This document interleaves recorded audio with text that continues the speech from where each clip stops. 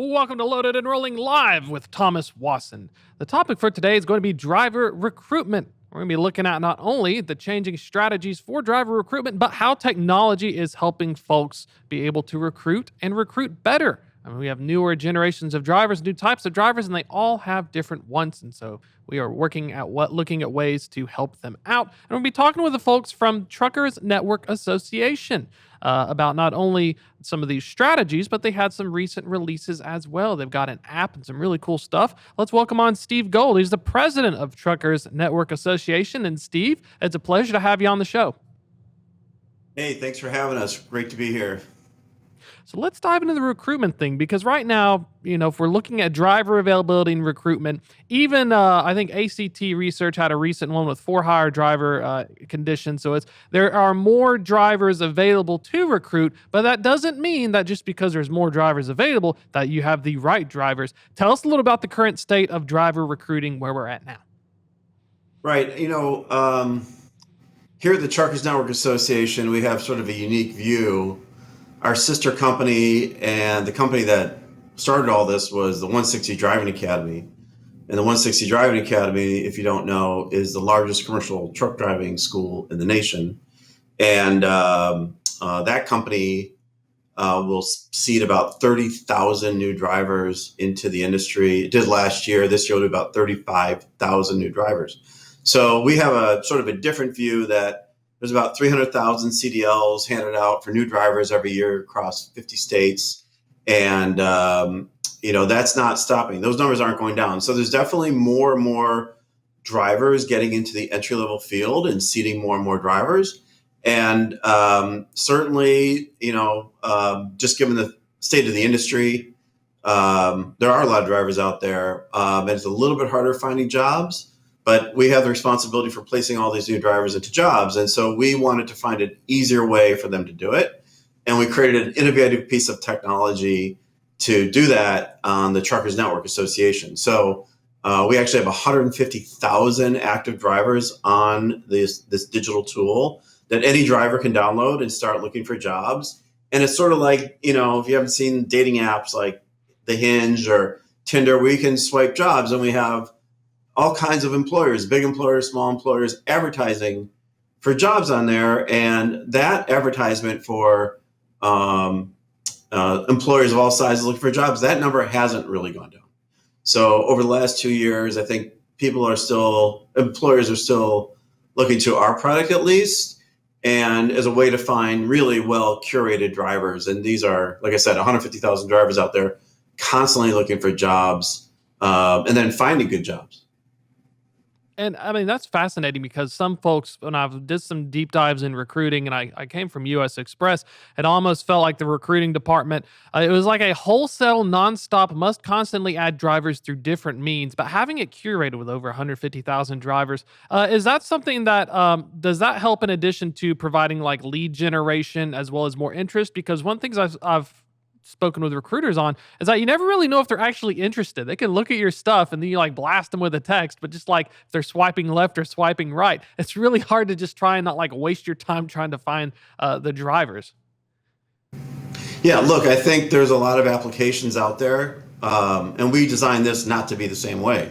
So I think there's a lot of applications out there where employers are pounding the same drivers, 5 or 10 times a day, and they're all using the same database to try and find the next available drivers, whether it's, UX Express or a small carrier or something. They're all looking after the same database. They're all advertising into, the same methodology. And what our model is we have drivers who aren't getting pounded by, 10 employers at the same time. So they're putting themselves out there on a curated basis, how much experience they have, what kind of job they're looking for, what region of the country they want. They only see the jobs that are available to them. So if I'm in Nashville, Tennessee, and I'm advertising for drivers only in Nashville, Tennessee, I'm only seeing the population of drivers that I could potentially hire or potentially want to have a job with them. So it's a really curated way for the employer to find a driver and for the driver to find potential jobs. So instead of going to Craigslist and seeing all these jobs and it's all over the map, or using some other product that everybody else is pounding the same drivers on, it's just a much more curated way. And I think, our employer partners pay us to advertise on these things, and we have like an 80% recurring payment for employers who want to do it every month. So I think it's the way to go. It's just a lot easier and creates a lot less nonsense. And the dating apps figured it out when they did it, like the Hinge, it's super curated, or some of these other dating apps. It's really curated. You're only going to swipe and want to be with people who, you like for whatever reason. So it's the same kind of idea that we modeled this entire Truckers Network Association after. All about the leads. It reminds me of that Glengarry Glen Ross movie where he holds the stack of leads, Alec Baldwin, and he's like, I have the good leads. We got to work for them. Let's talk about strategy. We got the drivers. We have a pool of drivers, over 150,000. They're interested. Back in my day, you offered them a brand new truck or a giant signing bonus, and you try to keep them around long enough so you didn't pay them all at once. What are the ways to attract drivers nowadays? I mean, we've gone through a pandemic. It's been a hot minute. What are drivers looking for? Well, obviously money, right? That's sort of the number one thing. And then and then the other one, I think a lot of drivers want home time. I'm not sure that's changed in a long time. And, some companies might want to stress like the quality of their truck or the brand of their equipment or whatnot. But at the end of the day, I think the formula hasn't really changed. You got to pay me the most money and I want to be home. And unfortunately, I think there's a lot of employers who put out a lot of bait, and a lot of people apply to those things. It turns out not to be true. They get the first paycheck. They think, I was going to get so much money for all the loads I was moving, and my paycheck is, 2/3 of what I thought it was going to be. Well, you didn't. This is a fine print, and unfortunately, there's a little bit of truth in lending here that a lot of employers are, falsely advertising or not necessarily telling like all the details of the job. And I think, unfortunately, that drives more and more turnover for a lot of companies. So I think truth in lending is super important, home time. And obviously, if you're going to pay me a certain amount of money every week, then let me really see it. Let me be able to earn it. I think that's just important. And unfortunately, the industry's got plenty of nefarious providers and drives a lot of turnover. And those things aren't going to change anytime soon. Do you still see a lot of cent per mile payment packages? One thing when I got out back in the early 2020s was payment per, like a guaranteed minimum pay. Sometimes you get a revenue sharing. Has there been any changes in how you're trying to offer them that money for recruiters? Yeah, I think, look, the way our model works is the employer creates their own ad on the app in real time. And every employer has something different, and some employers are obviously paying by the hour. Some are paying, like per your point, like a revenue share model. Some are paying per mile, and we don't care. Ultimately, that employer is trying to attract the driver to come to any job. So these guys can all do math, and if you're paying $25 an hour to do a local run, is that better than some dollar per mile? And I'm not going to be home every day. And I think those drivers are getting accustomed to being good at that math, going, is this really worth it? Does this make sense? And, we still have some employers who are offering signing bonuses and things like that, retention bonuses, or healthcare benefits that others don't have. So, I think those are important for any driver looking to, find a new job or get into, jump from one employer to another. And one of the cool things I think, I was looking through the notes here, tech-driven innovations like a gamified CDL training. I think this is fascinating because CDL training in truck driving schools, I think recently there's been the announcement of trying to get standardization or have a good way of making sure that everyone gets a uniform education. Tell us a little bit about some of these tech-driven like innovations like that. I can like gamify my CDL? What are some of the cool ways that they're doing that once you do have a driver in training that you can help them out? Yeah, we don't see any gamification in this space. Like, you can't mess around. There were 5,000 highway fatalities last year due to heavy truck incidents. 80% of those fatalities weren't the driver. So, we take it super seriously. The only way a lot of these states will hand a license to a commercial driver is if they go through a certified program, state license program like ours, which is 160 hours everywhere.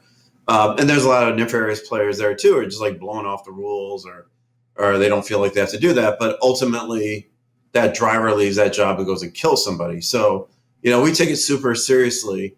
We have a piece of technology that we give drivers daily feedback through their iPhone on how they performed that day. So let's say I can't back up the truck yet, or I can't shift the truck. Our instructors have all iPads, and they're recording that data for the driver every day, and the driver gets that real-time feedback at the end of the school that day. But I mean, that's a different kind of learning. That's like giving you immediate feedback. You don't want a driver who's in school to go through a 160-hour program, get to the DMV to test and just fail. Like, that's not a good solution. So if you give somebody daily feedback in a professional way that's helping them learn, it's like getting a report card every day to make yourself better. But gamification and stuff like that is really not something that we would do or even recommend, because this is just way too serious for what's going on in the industry right now. And having the experience of running CDL schools, is it like a 3 to 4 week process for folks who are outside of trucking or maybe working like fleet operations that don't handle it directly? What is the typical pathway from I'm getting sponsored by somebody, or I want to go to my CDL school, I got a slot, to now I've taken the test and I'm ready to get accepted and matriculated into a carrier? Right. So, it's the largest commercial truck driving school in the nation with 168 schools and 46 states nationwide. We see all kinds of ways of people. Really, what the question is, how are they going to pay for their schooling? So a lot of people want to do it, but they might not have the funds. So getting employers to sponsor them or pay for their tuition, or we have some partners that actually send their employees to us and we'll train. And when they get their CDL, they'll get it back. But typically it's 40 hours a week for 4 weeks, or in our case, it's 160 hours. There are some other programs that are longer, but most everyone who is of a high quality CDL program is focused on 160-hour 4-week curriculum. Now, some students, they can't take time off work, and they just can't go 4 weeks in a row. They can't afford to do it. So we have like weekend classes, we have night classes, we have 2-day-a-week classes over 10 weeks to get your 160 hours. So there's creative ways to do it, and not everybody can just, stop working, not earn any money for 4 weeks while they get their commercial driver's license. So all our programming nationwide is 160 hours, which is how our company, the 160 Driving Academy, got its name. That makes so much more sense now. I was wondering about, because it kind of ties into some of the recent legislation where folks want to try and help improve the CDL program, because from what I understand, that you have to take the tests in order, and if you skip one, or whether you can use third-party people as testers. Is that something where I finish my 160 hours and then I go take the official CDL test to get my CDL, or is that kind of included in the schools? Yeah. So first of all, it depends on the state. Every state has different rules and regulations on how they do this. Some states you go to the DMV just like when you were 16 and you were ready to get your driver's license. There's, I don't know, maybe I would guess 20 states that have that, where you still just go to the DMV and make an appointment and you get tested by an examiner. And when you graduate, you get your bright, shiny new commercial driver's license. Like California works that way. Then there are other states where the state comes to you and tests on like a 160 Driving Academy site, that like Illinois does that. North Carolina does, South Carolina does things like that. And then there's states where you could be what's called a third party examiner, which I think you're referring to, where a third party, like the state of Ohio, they don't want heavy trucks to come into DMVs to test students, and they outsource it to third parties. And we have another sister company called Great Lakes Testing that's a third-party examiner, and in a different site. And we do test our students and others. Like, we'll test anybody in the state of Ohio for a commercial driver's license. So it's like a separate company for sure. So it really depends on the state and how someone, after they finish the curriculum and are compliant, are going to get tested. Now, the federal government 3 years ago now, put in a entry-level driver training rules. So not only do you have to be state licensed, but every student has to be put into a federal database called the Training Provider Registry. And that happens after the first 40 hours of training, and ultimately when a student has demonstrated they're proficient enough at they use an 80% or higher number of proficiency to be put into the federal database. So sort of a complex answer, but that's exactly how it works. And it depends on what state you reside in. I feel like half of my experiences through trucking, even in the insurance space, also as well. It just depends on the state at the moment. So you got to keep an eye on each one. Let's talk about this recent release. You all have actually released today, so we're breaking some news live. Released a new website and app to help transform trucking support and services. Tell us a little bit about this. It looks like it's got quite a bit of options, and it's let me see real quick here. RX, roadside, GPS routing. What went into that? And give us a little heads up about the release. Right. So this is a super exciting day for us because we did release the Truckers Network Association website for employers and the app for drivers. And so as we talked about earlier, this thing started out as a swipe right, swipe left to find your next job. And obviously we work with a lot of large employers and drivers. And we were over the last 3 years, we've been working on this for 3 years. We asked, what else would you guys want to see? Like, what else is important to you besides finding jobs or employers finding drivers? And we got a laundry list of solutions, and we basically digitized all of them. So you mentioned Health RX. That's a telemedicine product, $20 a month. Anybody can get it, and it gives you access anywhere you are in the country, 24/7 to any doctor. And so we're offering that on the Truckers Network Association. You can get on there, you can buy it, you can pay for it, and any driver or any fleet of drivers can be covered by the next day. We have a roadside assistance program for tire blowout or windshields, or if you run out of fuel, you can access any or towing service. You can access any roadside assistance provider for hugely discounted rates. We have 160 scoring on there, which is a product that we developed. We do for a lot of small carriers to score their drivers before they're hired. Like, is this a safe driver or not? I'm not sure. And we do it in an objective, consistent way. We do that for a lot of employers. So there's a number of different products that we've digitized. We made it super easy as a one-stop shop on a mobile application. We don't think anybody has anything like it in the industry, all in one place. And like I said, we already have 150,000 members on the application already. And then for employers, if you go to the truckersnetwork.com website, they'll see all those products available to them and more. So if you have a fleet or a small fleet or an owner operator and you want to purchase any of those products or leverage all those products, just go to the Truckers Network website and you can see all those products, truckersnetwork.com, and you can see all those products out there as well. So we're building a community. We spend a lot of time with the community asking them what their needs are. And because we're generating so many drivers from our sister company, 160 Driving Academy, we're sort of like a trusted resource for a lot of drivers out there. And sort of this was the outcome of, like I said, 3 years of a lot of intensive work and figuring out how to put it all in mobile apps and make it super convenient for the entire driving community. I really like the Truck Advisor, the detention time and facility review platform. That's something that I've been trying to. I was wondering if someone was going to take up the mantle, because one of the biggest challenges is you have to use Google reviews or something, and you can't even tell how these facilities. Is that something where I can like pair up my ELD, or if my phone will geolocate, or is that something where I can just write in a review for a facility? Tell us a little bit about that. That is a great question. I think it's the most powerful tool that we built. Think of it as like TripAdvisor when you get to the shipper. So, and by the way, there's some carriers that know this information because they're also tracking the detention time at certain warehouse or certain shipper.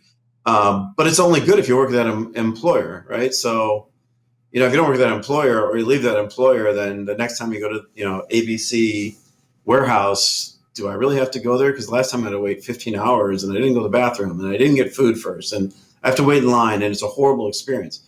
So what we're doing is anybody can download the app and put in both their detention time, and if it's like a drop and hook, or if it's whatever the shipment might be, and they can also rate it across cleanliness. Was the guy in the guard shack nice to me, 1 to 5, and it looks like a little bit like TripAdvisor. And then you can leave any comments. And back to the community, anybody posts on here, anyone who has a Truckers Network app can see, I went to ABC Shipper's warehouse and boy, it was a horrible experience. I'm not sure I want to go back there. Or if you're a broker you can look at that and go, wow, maybe I should price this differently if the driver is going to have a dwell time of 12 hours or 14 hours, because I'm never going to be able to meet a shipment there again. So we've really devised this for small carriers, shippers, brokers, to get visibility on both wait times and the condition. In, I don't know, we probably have 20,000 shipper reviews in there already. So that's what that is. It's just become a very popular tool. Well, it kind of ties into like a detention strategy. I know when I manage drivers, sometimes I just want to tell someone, like if they're having a rough day and they sat there for 4 to 6 hours of detention, having a means of at least getting your voice heard. When we're looking at driver retention as a whole, we have a little bit of time left. Are there any ways that things have changed, or get them paid, get them home, and the last one, I had to watch these videos back in the day. Crap. Get him a better truck. I'm at a loss for the third one, but let's talk about the evolution of retention.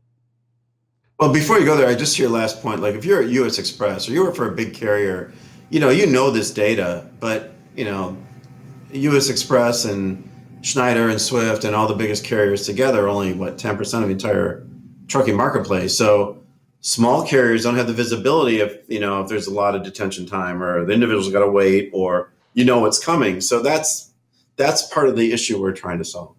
But as far as like the what strategies are there today? I think this kind of information, like, well, if I get a driver and I'm going to make him sit there and I don't tell him in advance, that's a problem. I mean, that's going to drive turnover, especially if he's not getting paid for moving the truck.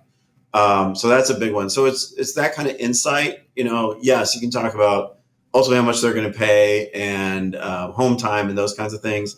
But if it's not a great job, and they're not getting paid for, you can pay somebody a lot of money for not a great job and they'll still stick with you. But if you're not paying them a lot of money and it's not a great job, then that's sort of a lose-lose. So I think people are just getting a lot smarter. For sure, the big carriers are getting much smarter on their driver resources and how to manage them. But again, that's a small fraction of the entire driving community and the entire carrier community. And looking ahead, there's a lot of new technology. Y'all recently released your app. Is there anything that's kind of on the radar right now in terms of technology and stuff for this year that y'all are keeping an eye on, especially how it pertains to not only driver recruiting, but having a community in an all-in-one place? Yeah, there's some things I can't talk about yet, but I'll be on your. I'm happy to be on your show in like 2 months, and we have some new innovation coming out beyond what we just innovated and put in the marketplace. I think everyone's sort of tired of the latest broker app and real-time information and all this stuff. I think like the world's sort of numb to new technology innovation in the trucking industry. And that's why, our solutions are really focused on the driver, only the driver. We're not trying to be the next greatest broker with some crazy thing. So I think there's somewhat of just fatigue in the marketplace around latest and greatest technologies. And we have things because obviously we've got a lot of drivers in our community and we're really spending a lot of time with the community. So that's unique. We thought that was a unique proposition, but I haven't seen anything come out this year which goes, wow, that is a super cool thing. So maybe I'll get surprised soon, but we'll definitely have more news on the Truckers Network coming out. I would say in 60 days that people go, wow, that's a pretty interesting thing kind of they haven't seen before. So we believe these apps are the ones you talk about, what we call Truck Advisor. No one really has seen that before. Nobody's really seen a rating tool and detention time tool that's available to the entire industry. Like you don't even have to pay for it. Like everyone can have visibility if XYZ warehouse is a 20-hour wait. So you don't have to pay for that. Every driver can participate in that thing. So, there's things like that, which we think we're innovating that no one's seen before. There's things like Health RX, that is a telehealth medicine solution that, nobody else has, and we're offering it to the entire driving community. So I think we're trying to innovate and be on the edge of some of these things, but, I get to see the other thing that I'm really blown away for at this point in time is it's only February, but I get to see it. Just getting started. Steve, really appreciate you coming on as well. We'll have you on again once you guys do that second release. Got about 30 seconds left. Folks want to learn more, get in touch. Best way to find out. Truckersnetwork.com, or go to the Google Play, or if you're a driver, go to the Google Play or Apple iPhone store and go to the Truckers Network and download the app. And, we'd love any feedback. So let us know what you're thinking. Perfect. Really appreciate your time, Steve. That's going to be a wrap for this show. If you're just joining us live, though, we're also going to be on demand, Apple, YouTube, Spotify, wherever you can find your podcast. Sign up for the Loaded and Rolling newsletter. It comes out Thursdays at 2 p.m. Check out the folks at Truckers Network Association. Really good people over there. Awesome stuff. That is it for this show, but don't worry. Stick around. I'll see you again next week. Stay safe.